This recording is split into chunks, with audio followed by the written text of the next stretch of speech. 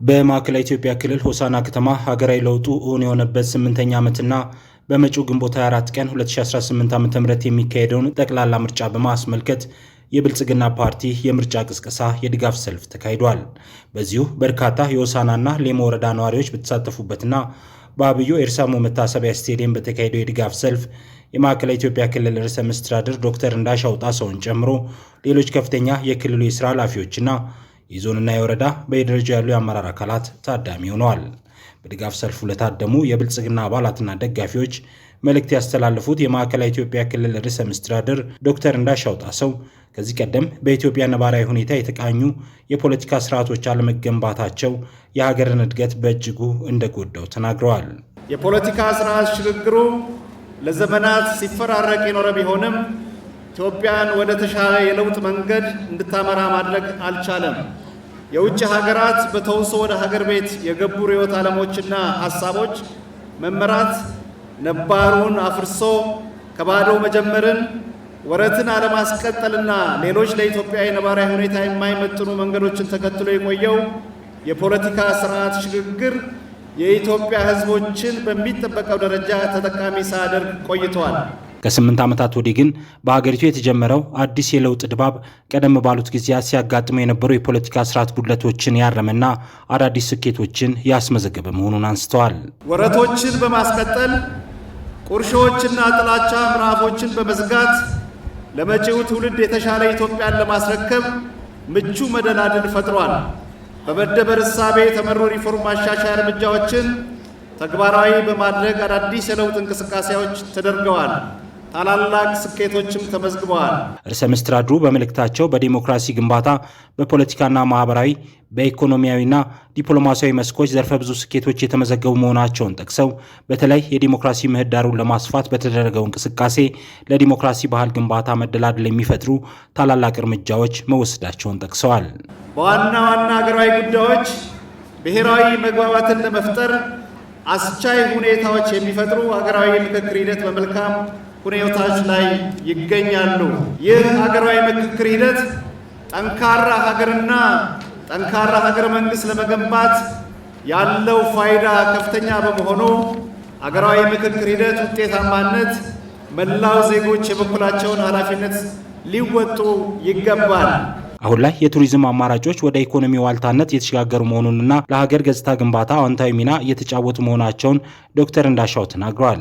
በቴክኖሎጂው መስክ እንዲሁ ዘመኑን የዋጁ ተግባራት እየተከናወኑ ነው ብለዋል። ከተማና ከተሜነትን ለማዘመን በተጀመረው እንቅስቃሴ በአጭር ጊዜ ውስጥ አስደማሚ ውጤቶችን በማስመዝገብ በዓለም አጀንዳነት ወደ መሆን እየተሸጋገር እንገኛለን። ከታላላቅ ሜጋ ፕሮጀክቶች አንጻር እንደ ታላቁ የኢትዮጵያ ህዳሴ ግድብ ያሉ ታላላቅ ፕሮጀክቶች ተጠናቀው የሀገር ኩራት ወደ መሆን ተሸጋግረዋል።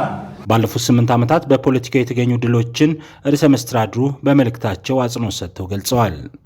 በፖለቲካው መስክ አጋርና ዋና የሚል ተቀልብሶ ለሁሉም ኢትዮጵያውያን እኩል ዕድል የሚሰጥ አንድ ውህድ አገራዊ ፓርቲ ብልጽግና ተመስርቷል። የክልላችን ህዝቦች ራሳቸውን ችለው በክልል ለመደራጀት ላቀረቡት ጥያቄ የለውጡ መንግስት ምላሽ ሰጥቷል። በዚህም የማዕከላዊ ኢትዮጵያ ክልል መንግስት ከተደራጀ 2 ዓመት ተኩል ዕድሜ አስቆጥሯል። የማዕከላዊ ኢትዮጵያ ክልል የብልጽግናን ተምሳሌት ለማድረግ ዘርፈ ብዙ ተግባራት እየተከናወኑ ናቸው። መጠነ ሰፊ ውጤቶችም ተመዝግበዋል።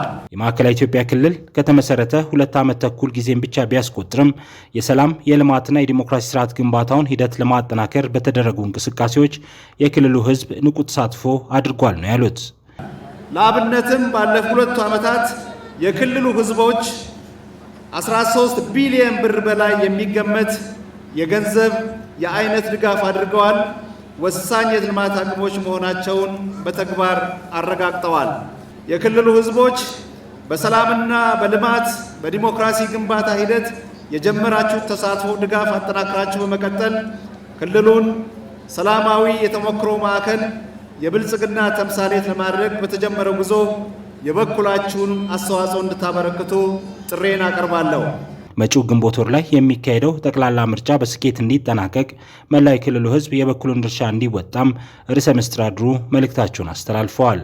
ሰባተኛው ጠቅላላ ሀገራዊ ምርጫ ሰላማዊ፣ ዲሞክራሲያዊ፣ ፍትሐዊና ተአማኒነት ያተረፈ እንዲሆን መላው የክልላችን ሕዝቦች፣ መላው የፓርቲያችን አባላትና መላው አመራራችን በታላቅ የኃላፊነት ስሜት የየድርሻችሁን እንድትወጡ ጥሪ ያቀርባለሁ። ብልጽግና ፓርቲ ሀገራችን የጀመረውን የስኬት ጉዞ በላቀ ደረጃ አጠናክሮ ለማስቀጠል አዳዲስ ስኬቶችን ለማስመዝገብ ብለውም የኢትዮጵያን የማንሰራራት ዘመን ወደ ላቀ ምዕራፍ ለማሸጋገር የሚያስችለውን በለውጥ ሀሳቦች የዳበረ የምርጫ ማኒፌስቶ ለሰባተኛው ሀገራዊ ምርጫ ለውድድር ይዞ ቀርቧል። ስለሆነም የብልጽግና ፓርቲ መምረጥ ኢትዮጵያ የጀመረችውን የከፍታ ጉዞ ዳር ለማድረስ የዜግነት ኃላፊነትን መወጣት መሆኑን በመገንዘብ ብልጽግና ፓርቲ እንድትመርጡ በአክብሮት እጠይቃለሁ። በዕለቱ ብልጽግና ፓርቲና በብልጽግና ፓርቲ ለሚመራው መንግስት ያላቸውን ድጋፍ የሚገልጹ የተለያዩ የኪነ ጥበብና ሌሎች ሁነቶች በድጋፍ ሰልፉ ላይ ቀርበዋል።